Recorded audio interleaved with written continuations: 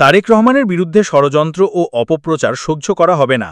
সোনারগাঁও উপজেলা ও পৌরসভা বিএনপির উদ্যোগে প্রাথমিক সদস্যপদ নবায়ন ও নতুন সদস্য সংগ্রহ কার্যক্রম অনুষ্ঠানে বিএনপির সাবেক মুক্তিযুদ্ধ বিষয়ক প্রতিমন্ত্রী অধ্যাপক মোহাম্মদ রেজাউল করিম প্রধান অতিথির বক্তব্যে এসব কথা বলেন। সোনারগাঁ থেকে হুমায়ুন কবিরের পাঠানো তথ্য ভিডিও চিত্রে দেখুন বিস্তারিত। বিএনপির ভারপ্রাপ্ত চেয়ারম্যান তারেক রহমানের বিরুদ্ধে ষড়যন্ত্র ও অপপ্রচার সহ্য করা হবে না। একটি মহল তাকে নিয়ে ষড়যন্ত্রে লিপ্ত রয়েছে।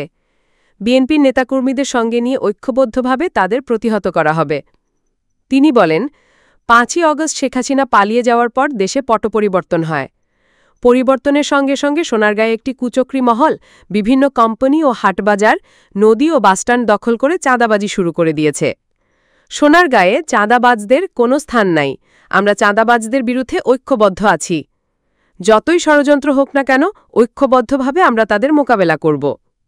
সোমবার বিকেলে সোনারগাঁও উপজেলা পরিষদ অডিটোরিয়ামে উপজেলা ও পৌরসভা বিএনপির উদ্যোগে প্রাথমিক সদস্যপদ নবায়ন ও নতুন সদস্য সংগ্রহ কার্যক্রম অনুষ্ঠানে বিএনপির সাবেক মুক্তিযুদ্ধ বিষয়ক প্রতিমন্ত্রী অধ্যাপক মোহাম্মদ রেজাউল করিম প্রধান অতিথির বক্তব্যে এসব কথা বলেন।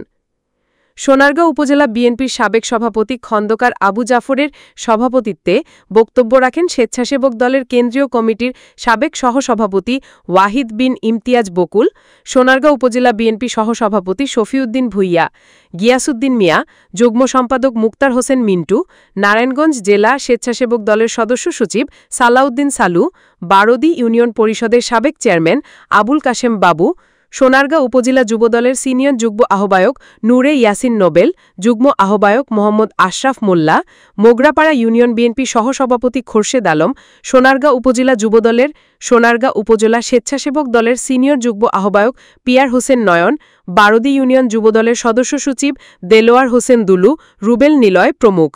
এ সময় সোনারগাঁও উপজেলা ও পৌরসভা বিএনপির অঙ্গ সংগঠনের নেতাকর্মীরা উপস্থিত ছিলেন।